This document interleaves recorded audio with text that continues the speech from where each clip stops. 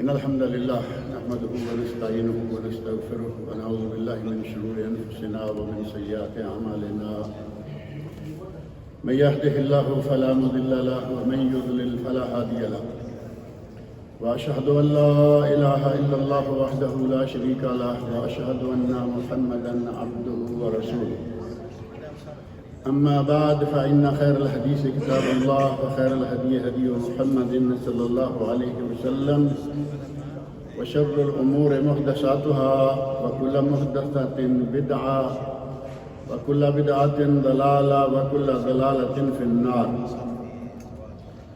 رب اشرح لي صدري ويسر لي أمري واحلل عقدة من لساني يفقهوا قولي. رب اعوذ بك من همزات الشياطين واعوذ بك رب ان يحضرون. اعوذ بالله السميع العليم من الشيطان الرجيم واعبد ربك حتى يأتيك اليقين.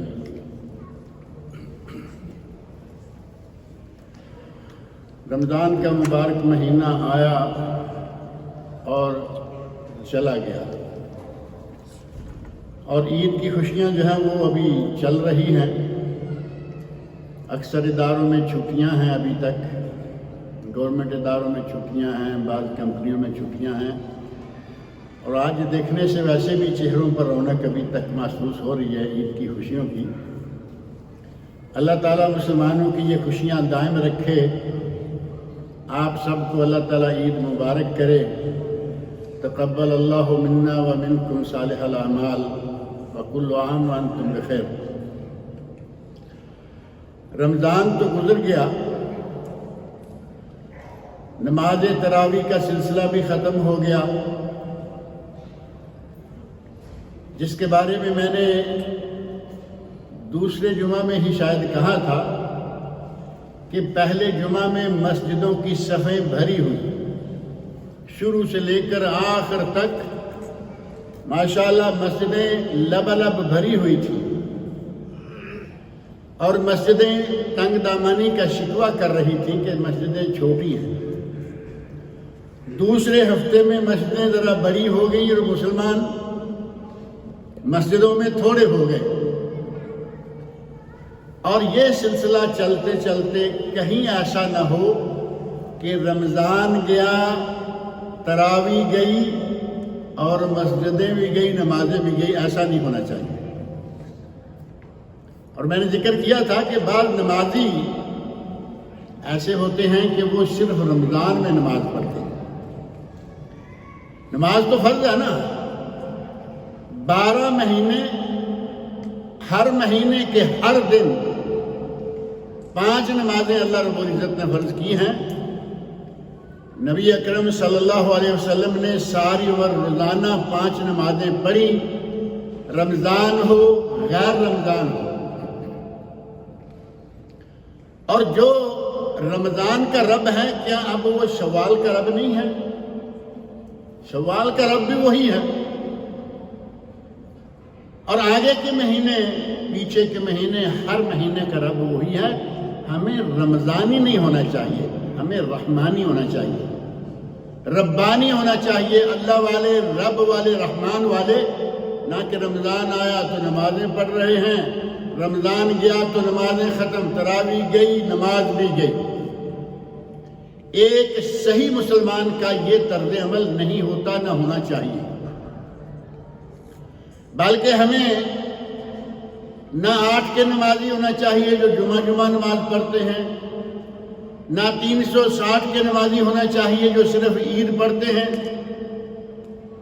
نہ 61 کے نمازی ہونا چاہیے کہ مجبوراً 4 لوگ اکٹھے ہوئے، وہ مسجد میں چلے گئے، ہمیں بھی ان کے ساتھ جانا پڑا.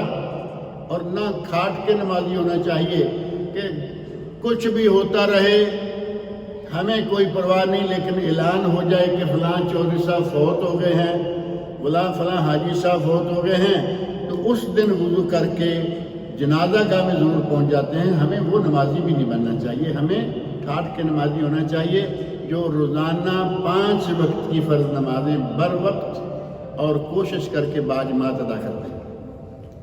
اللہ رب العزت مجھے، آپ سب کو، تمام مسلمانوں کو اسی قسم کے نمازی بنائے. عید کے ساتھ ہی ہلال شوال کے ساتھ ہی اشہر الحج کا سلسلہ شروع ہو جاتا ہے۔ اس اعتبار سے یہ شوال کا مہینہ ایک اہمیت رکھتا ہے، اس کا ایک امتیاز ہے کہ یہ عام مہینوں کی طرح نہیں ہے، بلکہ اشہر الحج کون سے ہیں؟ شوال، ذوالقعدہ اور آدھا تقریباً ذوالحج، یہ ہیں اشہر الحج، جن مہینوں میں حج کا احرام باندھا جا سکتا ہے۔ اس سے پہلے آپ عمرہ کا احرام باندھ سکتے ہیں، حج کا احرام نہیں باندھ سکتے۔ آپ مکہ میں ہوں، آپ مدینہ میں ہوں، آپ جدہ میں ہوں، آپ امریکہ، افریقہ، دنیا کے کسی بھی ملک میں ہوں، حج کا احرام صرف عید کے بعد شروع ہوتا ہے۔ اور یہی وجہ ہے کہ شاید ہمارے کچھ لوگوں نے یہ افواہ اتنے زور سے پھیلا رکھی ہے۔ پچھلے دنوں مجھے کسی نے کہا کہ کوئی ان کے پاس دلیل بھی ہے، کوئی بات دلیل والی بھی ہے یا نہیں ہے کہ ان مہینوں میں عمرہ نہیں ہوتا، کیا اس کی کوئی دلیل بھی ہے؟ کبھی کسی نے دلیل سنی کہیں؟ کسی نے پڑھی؟ لیکن مشہور آپ بھی جانتے ہیں، میں بھی جانتا ہوں، اتنا مشہور ہے کہ لوگوں کو احرام باندھتے باندھتے روک دیا جاتا ہے کہ عمرہ مت کرو، عمرہ کیا ان مہینوں میں عمرہ کیا تو حج فرض ہو جائے گا۔ عجیب بات ہے کہ حج کے فرض ہونے کے بھی ہم نے اپنے ہی معیار بنا لیے ہیں۔ حج کے فرض ہونے کی شرائط، حج کب فرض ہوتا ہے اس کے لیے کسی مہینے کا تعلق نہیں ہے۔ یہ حج کے مہینے ضرور ہیں 3، شوال، ذوالقعدہ، ذوالحجہ، لیکن ان میں حج ہر مسلمان پر فرض ہو جائے گا؟ نہیں۔ آپ کے پاس مالی طاقت ہے، حج فرض ہو جائے گا، جسمانی طاقت ہے، حج فرض ہو جائے گا، عورت ہے اس کے ساتھ اس کا محرم ہے، حج فرض ہو جائے گا، راستے پر امن ہے، حج فرض ہو جائے گا۔ اب اگر کوئی کہے کہ جس نے شوال میں عمرہ کر لیا اس پر بھی حج فرض ہو جائے گا، تو یہ کیسے ہوگا؟ ایک آدمی، مثال کے طور پر ایک آدمی حج کر چکا ہے، فرض حج اس نے ادا کر لیا اور شوال میں عمرہ بھی کر لیا، تو کیا خیال ہے اس پہ؟ تو ہماری اس افواہ کے مطابق اس پہ حج فرض ہو جانا چاہیے، جبکہ ایسا نہیں۔ نبی اکرم صلی اللہ علیہ وسلم نے بڑے صاف انداز میں ارشاد فرمایا، الحج مرہ، حج زندگی میں ایک مرتبہ فرض ہے، بس۔ دوبارہ اگر کوئی نظر مان لے، نظر کے بارے میں بڑی دفعہ کہہ چکا ہوں کہ نظر ماننا جائز، نظر بے فائدہ، لیکن اس کا پورا کرنا واجب۔ نبی اکرم صلی اللہ علیہ وسلم کا ارشاد ہے کہ نظر کچھ نہیں کرتی، نظر بخیل کی جیب سے پیسہ نکلواتی ہے، بس کرنا وہی ہے جو مالک نے کرنا ہے، وہ اس کی مرضی سے۔ اگر نظر کا حج ہے تو وہ واجب ہے، ایک حج فرض ہے ساری عمر میں استطاعت پر۔ قرآن کریم بار بار کہے، نبی اکرم صلی اللہ علیہ وسلم کو بار بار کہے، من استطاع الیہ سبیلا، جس کے پاس وہاں جانے کی طاقت ہے۔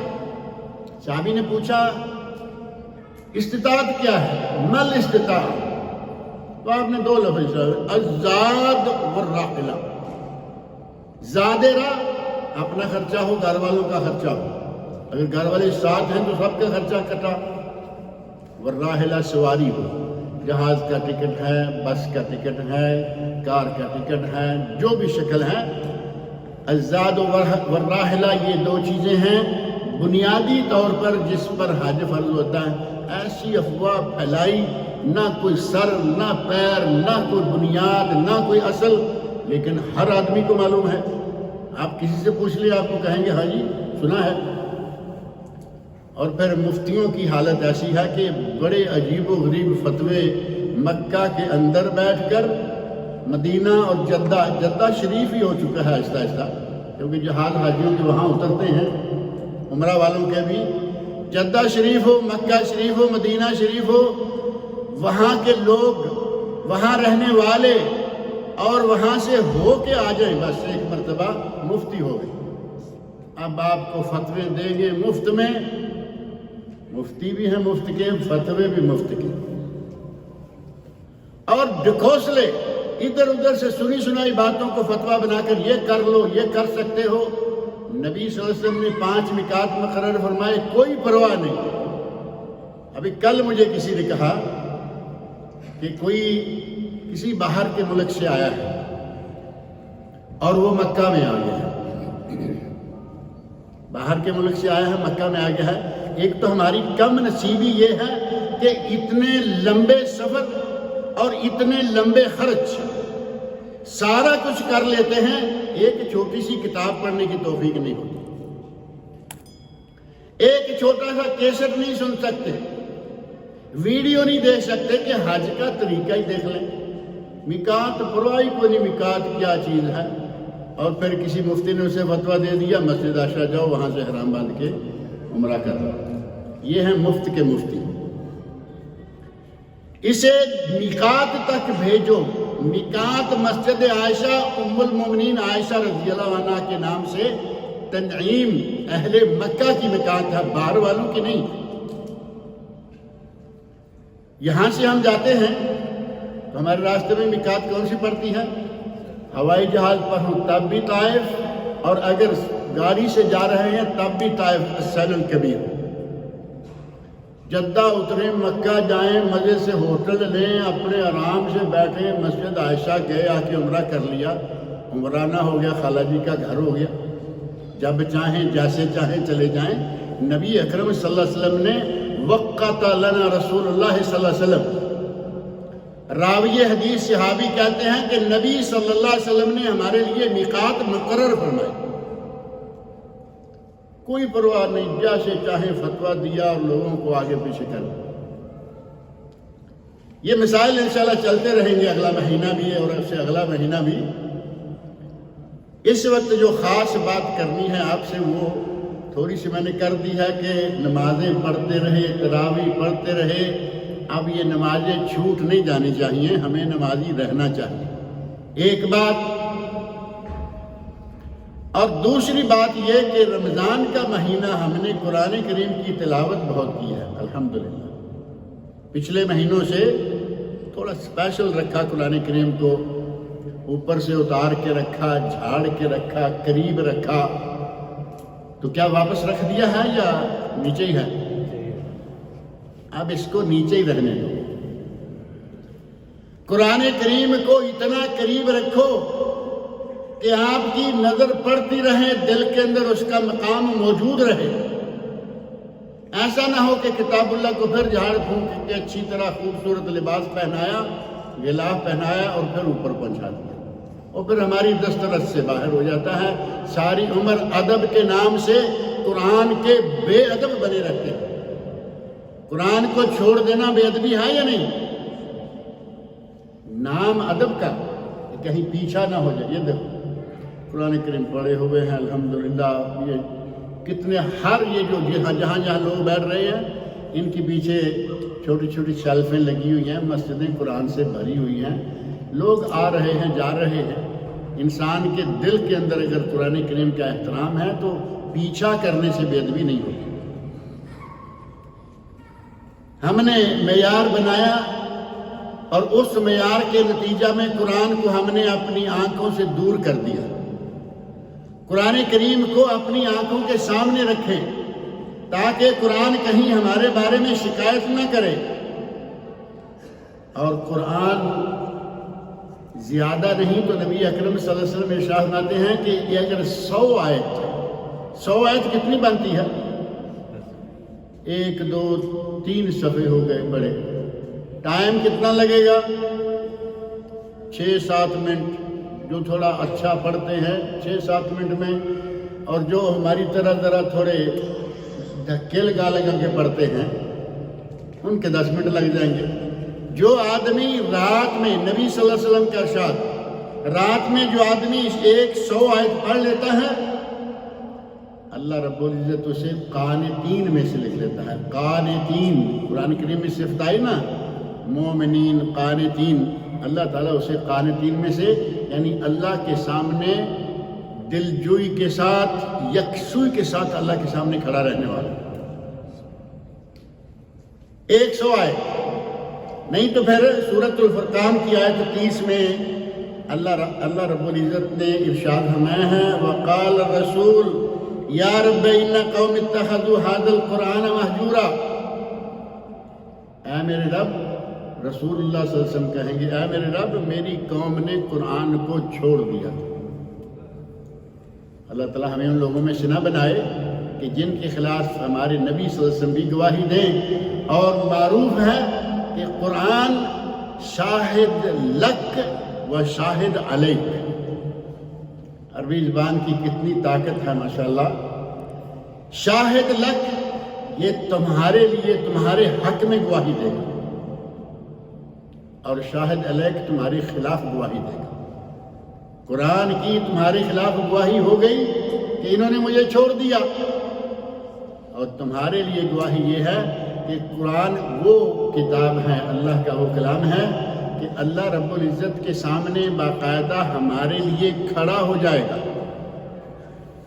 اور اللہ رب العزت سے ہماری سفارش کرے گا کہ یا اللہ تیرا یہ بندہ تیرے کلام کی تلاوت کرتا رہا ہے، اسے معاف کر دے. اور پورا قرآن تو 114 سورتیں 30 پارے ہیں، صرف 30 آیات.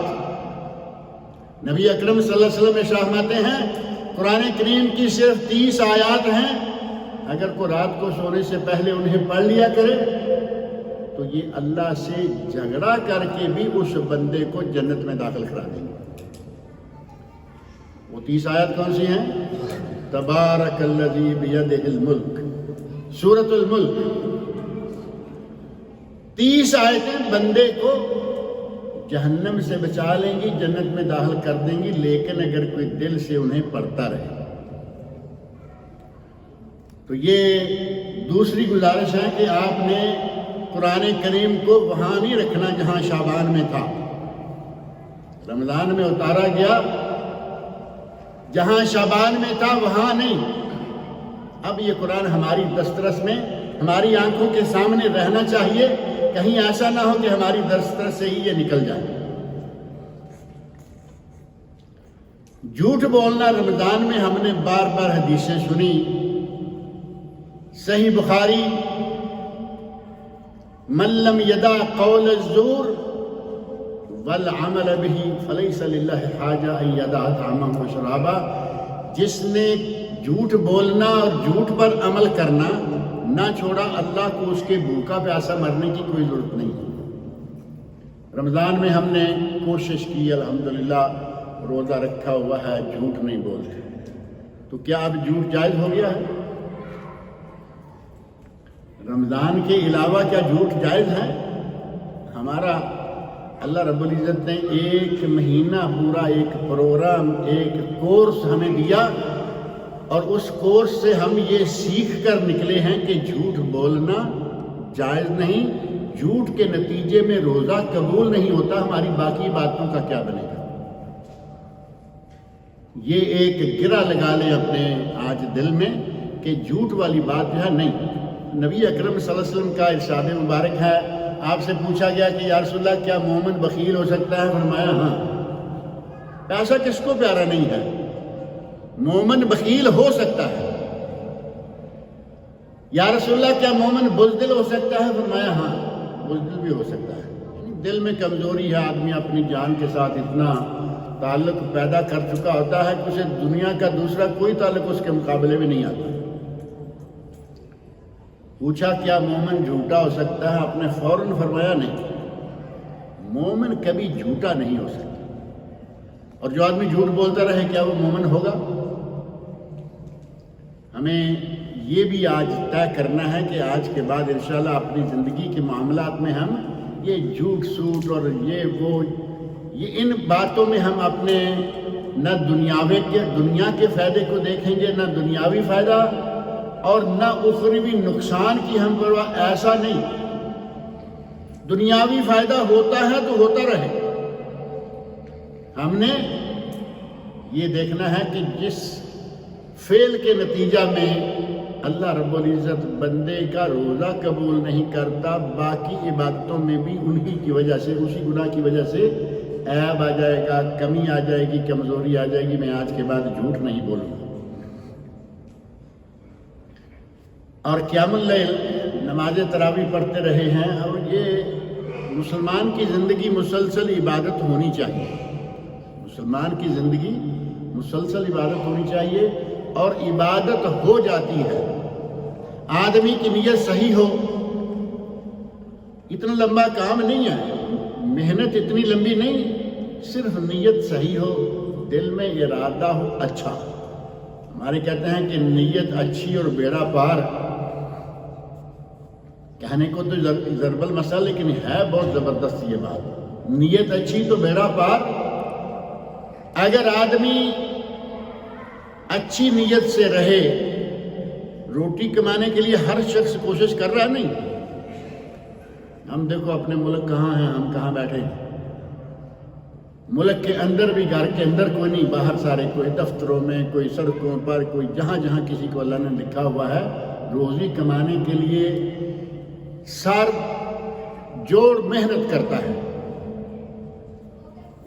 روزی کمانے کے لیے آدمی محنت کرتا ہے، اور کوئی منع نہیں ہے، روزی کمانا ہمارا حق ہے، روزی کمائیں، اس میں کوئی حرج نہیں۔ لیکن اگر دل میں صرف یہ نیت کر لیں کہ میں اپنے بال بچے کو حلال کھلانا چاہتا ہوں، تو آپ کا روزی کمانا بھی صدقہ اور ثواب۔ نبی صلی اللہ علیہ وسلم فرماتے ہیں تمہارا اپنی بیوی کے منہ میں لقمہ ڈالنا بھی صدقہ۔ اور کیا چاہیے؟ عبادتیں ہمیں تو اللہ رب العزت نے ایسے کھول کے ثواب کے دروازے بتا رکھے ہیں کہ ثواب ہی ثواب، صدقے ہی صدقے۔ اور اس سے بڑھ کر فرمایا تمہارا اپنی بیوی کے ساتھ جمع کرنا بھی صدقہ ثواب۔ آپ بھی، ہم بھی ایک مرتبہ تعجب کرتے ہیں جب پہلی مرتبہ یہ بات سنیں کہ یہ کیا ہوا؟ اپنی بیوی سے جمع کرنا آدمی اپنی خواہش پوری کرنے کے لیے کرتا ہے۔ صحابہ کرام بھی انسان تھے، چاہے کتنے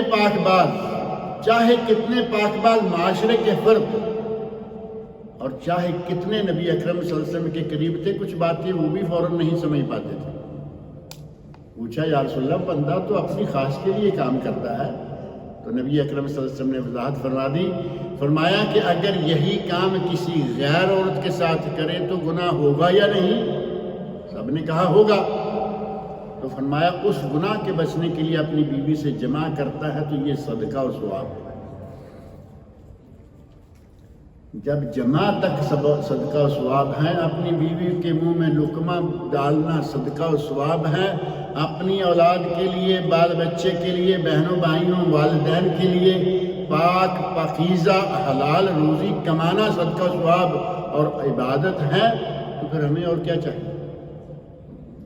اور اس کے لیے کچھ خرچہ نہیں آتا، کماتے سارے ہیں، صرف دو باتیں چھوٹی چھوٹی۔ ایک یہ کہ دل میں نیت صحیح ہو کہ میں اپنے لیے، اپنے والدین کے لیے، بہن بھائیوں، اولاد کے لیے حلال کماؤں گا، اور دوسرا واقعی حلال کمائے بھی، واقعی حلال کمائے۔ ایسا بھی نہیں کہ دل میں نیت تو یہ رکھی ہوئی ہے، رشوت بھی لیے جاتا ہے، بینک کا سود بھی کھائے جاتا ہے، ادھر ادھر ہاتھ لگے تو وہ بھی اڑا جائے، نیت کا کیا فائدہ ہوگا؟ نیت رکھے اور عملاً بھی ثابت کرے کہ واقعی کسی حرام چیز کی طرف وہ نہ آنکھیں پھیرتا ہے نہ ہاتھ لگاتا ہے، اگر صحیح معنوں میں حلال ہے۔ اور یہ بھول جائیے کہ آج ہم جیسے کیسے پیسہ اکٹھا کر لیں گے، ہمیں کون پوچھنے والا ہے؟ یہاں تو واقعی ہو سکتا ہے کہ آدمی نکل جائے، یہاں تو بڑے بڑے کام کر کے لوگ نکل جاتے ہیں، حکومتوں سے نکل جاتے ہیں۔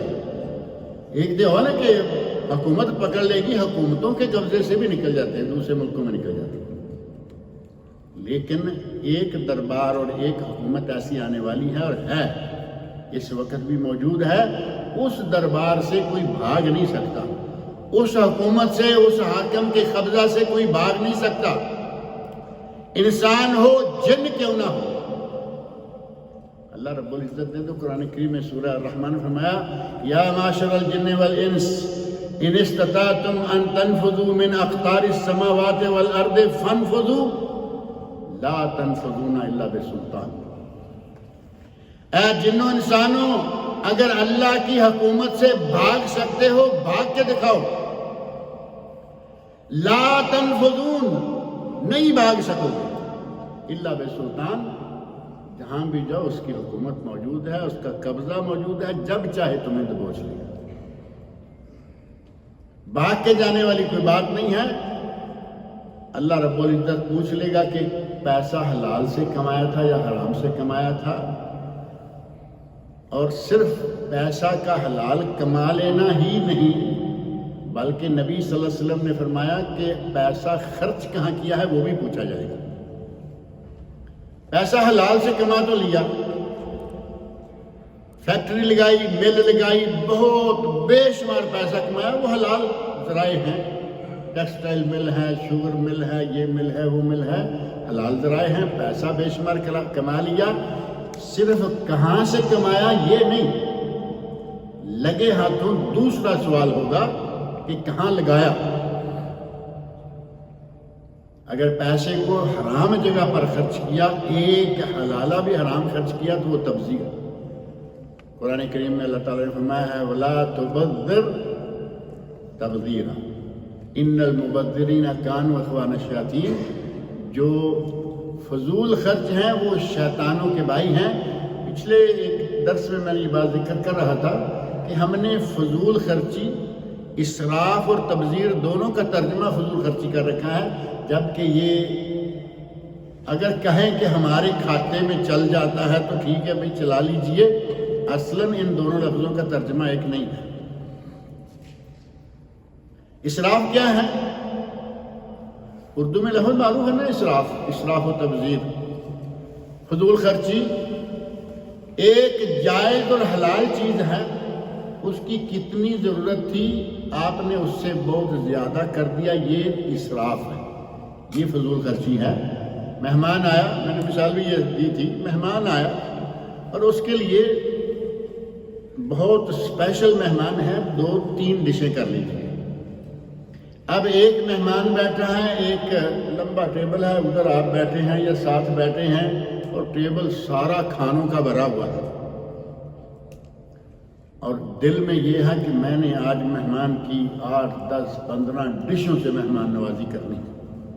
یہ سراسر فضول خرچی ہے۔ 1-2 ٹھیک ہے، 3 بھی ٹھیک ہے، ایک سویٹ ڈش لگا لیجئے چل جائے گا، لیکن اتنا بڑا ٹیبل بھر دیں گے ایک مہمان کے لیے؟ اور پھر کچھ لوگ تو وہ ہیں کہ باقی بچا ہوا سنبھال لیتے ہیں، پڑوسیوں کو کھلا دیتے ہیں۔ ایسے لوگ آپ کی آنکھوں میں بھی ہوں گے اور ہم بھی دیکھتے ہیں موقع بموقع کہ یہاں سے اٹھاتے ہیں اور ڈبے میں کچرے میں پھینک۔ ڈرو اللہ سے، اس وقت دنیا میں کتنے لوگ ہیں جو بھوکے سوتے ہیں، بھوکے ننگے سو رہے ہیں، اور تمہیں اللہ نے نعمت دی ہے، اس نعمت کا یہ تم بدلہ دے رہے ہو۔ اللہ کی نعمتوں مزیدار کھانوں کو لپیٹ کے کچرے کے ڈبے میں پھینک رہے ہیں۔ یہ ہے اسراف، اور تبذیر ہے وہ بھی فضول خرچی۔ ہمارا ترجمہ جو ہے دیسی میں نے کہا کہ ہم آپ چلا لیتے ہیں، لیکن وہ اس طرح کی فضول خرچی نہیں ہے۔ اگر حلال چیز میں ضرورت سے زیادہ خرچ کریں گے تو اسراف، اور حرام میں ایک پیسہ بھی خرچ کریں گے تو وہ تبذیر۔ میرا خیال فرق سمجھ میں آئے گا نہیں؟ اگر حلال چیز بہت زیادہ اکٹھی کر لی، پھر تھوڑی استعمال کی، باقی پھینک دی، اسراف، اور حرام پہ ایک پیسہ بھی خرچ کیا تو وہ تبذیر۔ اور تبذیر کرنے والوں کو اللہ رب العزت فرماتے ہیں کانوا اخوان الشیاطین، یہ شیطانوں کے بھائی ہیں، یعنی تبذیر کرنے والا، حرام میں پیسہ خرچ کرنے والا شیطان کا بھائی ہے۔ اللہ رب العزت پوچھے گا من این اکتسبتہ وفیما انفقتہ۔ ایک حدیث معروف ہے نا، تفصیل میں نے درس میں ذکر کی تھی کہ آدمی قیامت کے دن اللہ کے سامنے سے ہٹنے نہ پائے گا جب تک وہ 4 باتوں کا جواب نہیں دے، اور ایک حدیث میں ہے 5 باتوں کا۔ جن میں 4 ہیں ان میں مال کو 1 سوال شمار کیا گیا، کہاں سے کمایا کہاں لگایا۔ جس میں 5 چیزیں ہیں اس میں مال کو 2 شمار کیا گیا، کہاں سے کمایا 1، کہاں لگایا 2۔ حلال سے کمائیں، نیت بھی حلال کمانے کی رکھیں، اللہ رب العزت آپ کی کمائی میں برکت بھی دے گا اور آپ کی کمائی محنت۔ رات کا قیام میں ذکر کر رہا تھا کہ قیام تو ہم رمضان کو ہی سمجھتے ہیں، قیام اللیل کا لفظ ہے تو کبھی دائیں بائیں ہماری نظر ہی نہیں جاتی۔ وہی قیام اللیل جو عشرہ اخیر رمضان میں آدھی رات کے بعد ہوتا ہے وہ قیام، ایسا نہیں ہے۔ قیام اللیل ہر رات، قیام رمضان صرف رمضان میں، یا تراویح کہیں تو یہ رمضان میں، یہ 2 نام رمضان کے لیے۔ قیام اللیل ہمیشہ کے لیے، تہجد ہمیشہ کے لیے، اور صلاۃ الوتر ہمیشہ کے لیے۔ یہ 5-6 نام ہیں، نماز دراصل ایک ہی ہے، اور اس ایک نماز کو صرف رمضان تک نہ رکھیں۔ بہت سارے لوگ ایسے دیکھے جاتے ہیں کہ فرض پڑے بھاگ گئے، فرض پڑے بھاگ گئے، فرض مسجد میں نماز، پتہ نہیں کیسے بندے بندائے وہ آتے ہیں، لیکن مسجد میں ابھی تو میرا ہے وہ بھی کھاتا کچھ ختم ہونا شروع ہو گیا ہے۔ پہلے دکان بند کرنے کے لیے ڈنڈے کی طاقت تھی، ابھی ڈنڈا ڈھیلا کر دیا گیا کہ اللہ کے سامنے جواب دینا ہے، پڑھنی ہے پڑھو، نہیں پڑھنی نہ پڑھو۔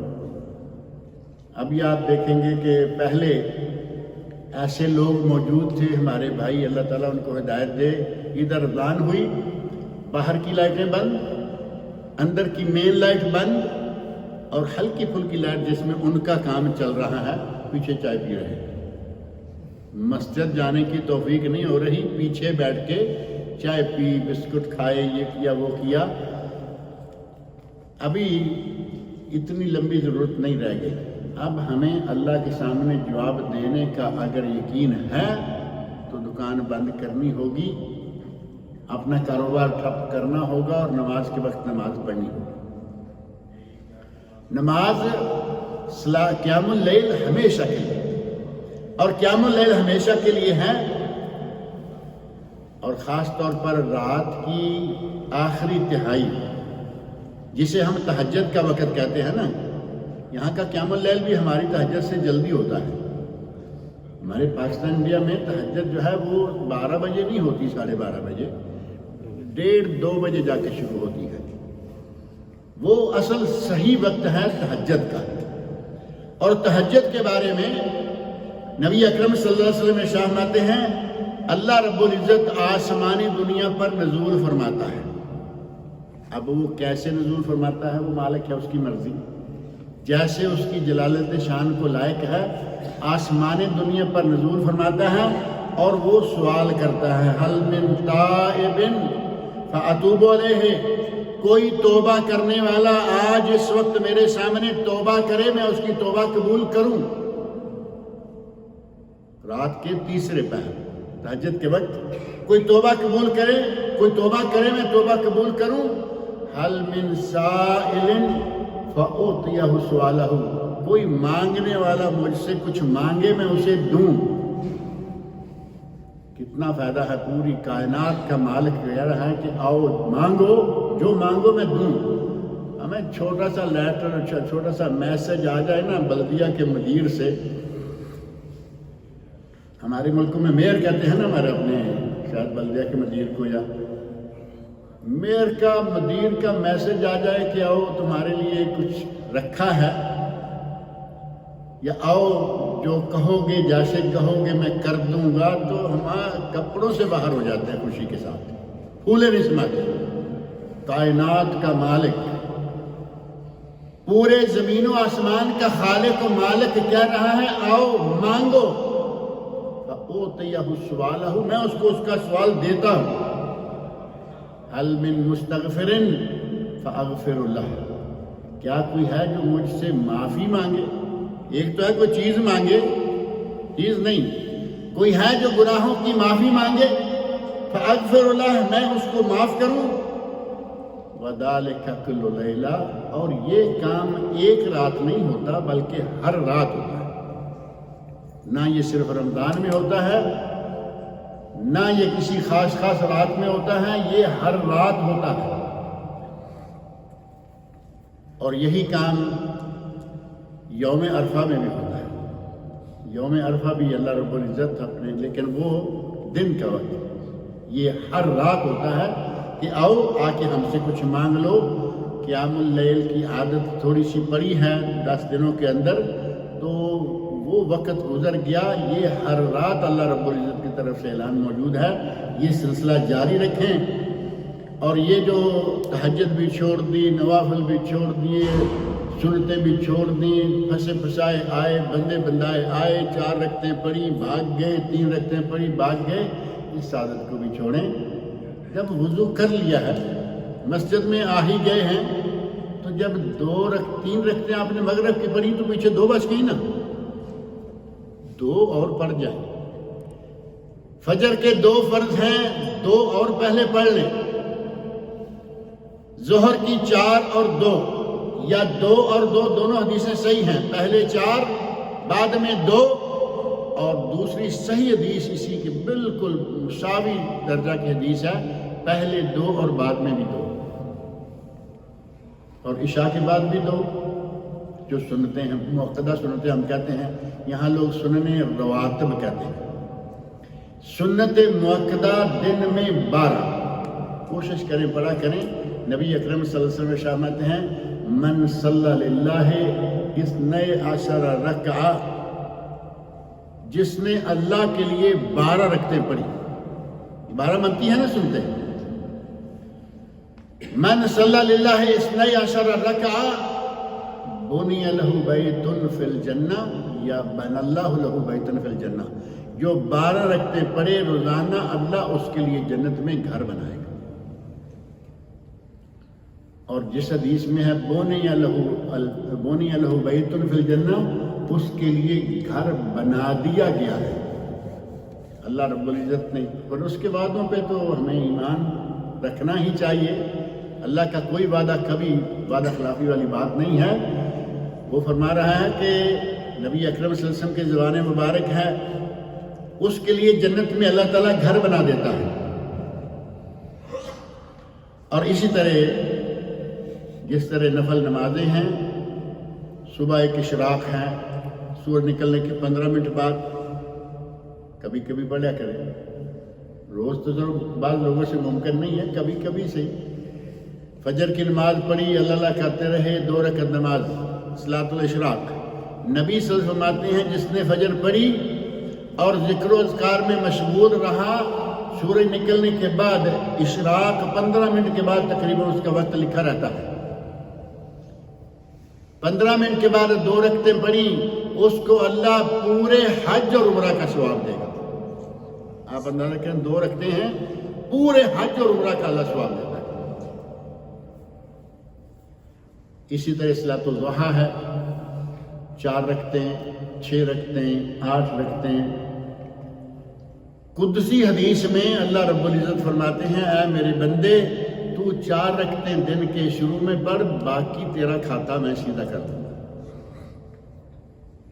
شروع میں 4 رکعتیں، شروع دن میں، جیسے اشراق کے بعد جو ہے صلاۃ الضحیٰ کا وقت۔ اشراق اور صلاۃ الضحیٰ بعض لوگوں نے کہا ایک ہی نماز ہے، نام الگ الگ ہے نام، لیکن نماز ایک ہے۔ لیکن نبی اکرم صلی اللہ علیہ وسلم کی احادیث سے پتہ چلتا ہے کہ یہ 2 وقتوں میں پڑھی جائے گی، نام ایک رکھیں یا 2 کریں۔ اشراق اور ضحیٰ نام بھی تو 2 ہے نا، نماز ایک، وہاں 2 رکعتیں ہیں اور یہاں 4 رکعتیں ہیں، کم از کم 4 رکعتیں صلاۃ الضحیٰ کی۔ نبی اکرم صلی اللہ علیہ وسلم عموماً کتنی پڑھا کرتے تھے؟ 8 رکعتیں۔ آپ عموماً 8 رکعتیں صلاۃ الضحیٰ پڑھا کرتے تھے۔ صلاۃ الضحیٰ پڑھا کریں، اشراق پڑھا کریں۔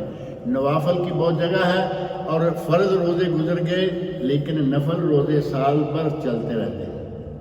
اب ایک روزہ اللہ کسی کو توفیق دے تو ایک ہے صوم داؤدی، حضرت داؤد علیہ السلام کا روزہ، ایک روزہ ایک چھٹی، ایک روزہ ایک چھٹی۔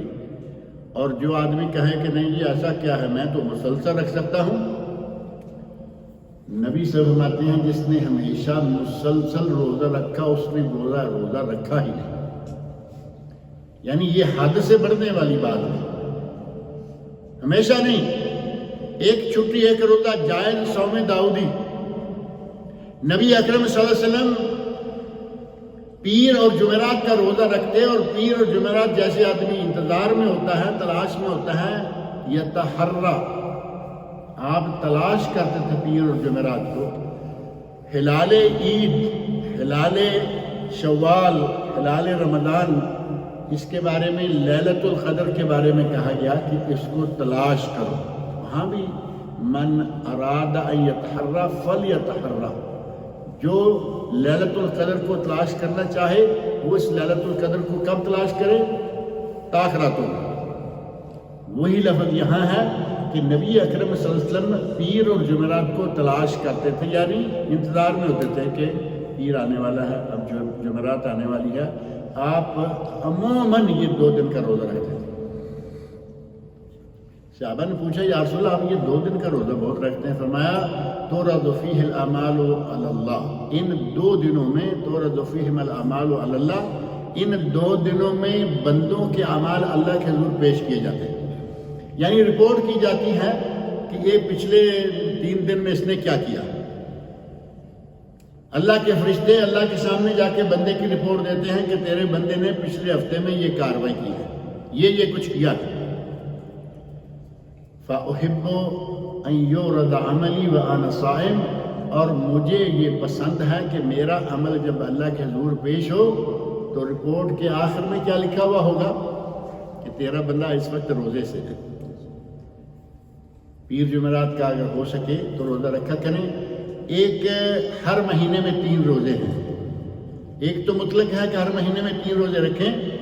جو آدمی رمضان کا روزہ رکھے اور ہر مہینے میں 3 روزے رکھے کا صیام الدہر، نبی اکرم صلی اللہ علیہ وسلم فرماتے ہیں کہ وہ ایسے ہی ہو جائے گا جیسے کہ اس نے ہمیشہ روزے رکھے ہیں. اور حضرت ابو ذر غفاری رضی اللہ عنہ فرماتے ہیں کہ مجھے نبی اکرم صلی اللہ علیہ وسلم نے فرمایا کہ ابو ذر اگر روزے رکھنے ہیں، 3 روزے رکھنے ہیں تو خاص 3 دنوں میں رکھا کرو. وہ کون سے دن مقرر فرما دیے؟ میں 13، 14 اور 15 مہینے کی 3 دن کو ایام بیض کہا جاتا ہے. ایام بیض ابیض سے یعنی سفید. دن تو سارے سفید ہوتے ہیں، اصل میں یہ راتیں سفید ہوتی ہیں.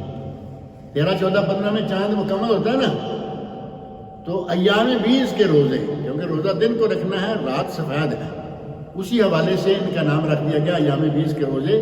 تو یہ 3 روزے جو ہیں کوشش کر کے رکھا کریں. نبی اکرم صلی اللہ علیہ وسلم رکھا کرتے تھے. اگر 3 روزے آپ ہر مہینے میں ایام بیض کے رکھ لیتے ہیں، کبھی ایام بیض آگے پیچھے ہو گیا، چھوٹ گیا، پہلا چھوٹ گیا، تیسرا چھوٹ گیا، کسی دوسرے دن میں رکھ لیں. کم از کم مہینے میں 3 روزے کر لیں.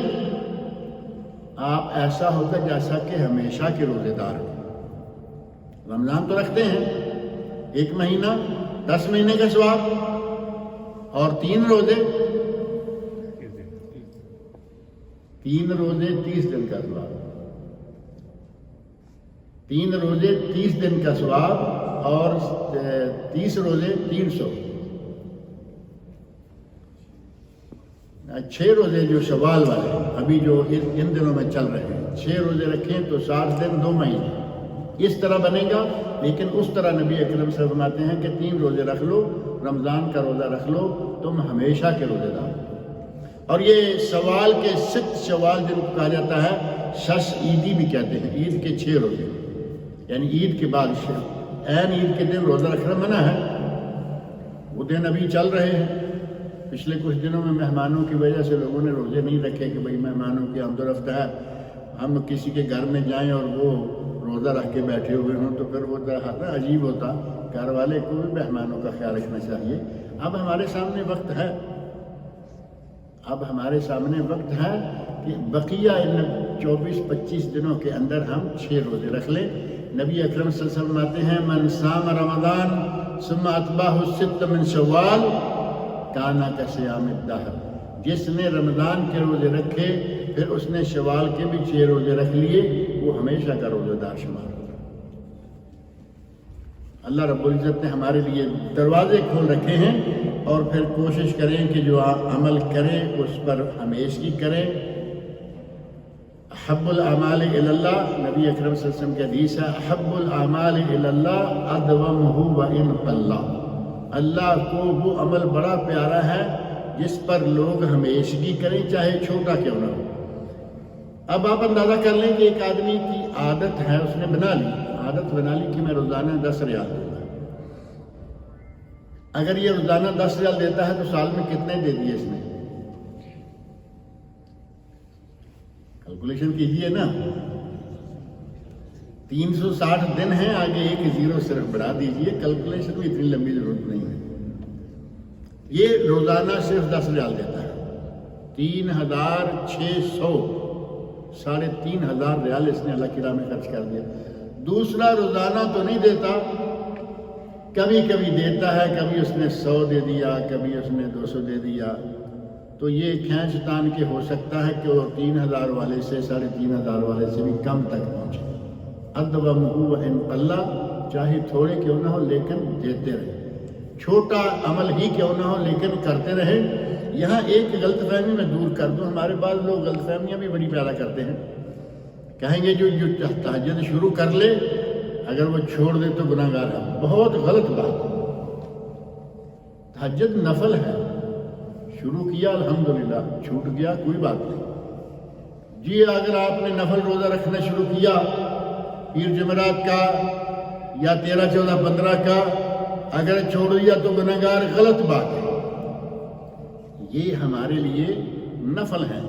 نبی اکرم صلی اللہ علیہ وسلم فرماتے ہیں کہ نفل والا اپنے عمل کا خود مالک ہے، چالو رکھے یا چھوڑ دے۔ نفل کام کرنے والا، نفل روزہ، نفل عمل والا اپنے عمل کا خود مالک ہے، چاہے تو جاری رکھے چاہے تو چھوڑ دے، گناہ کوئی نہیں، جاری رکھے گا تو اسے انشاءاللہ ثواب ہوگا۔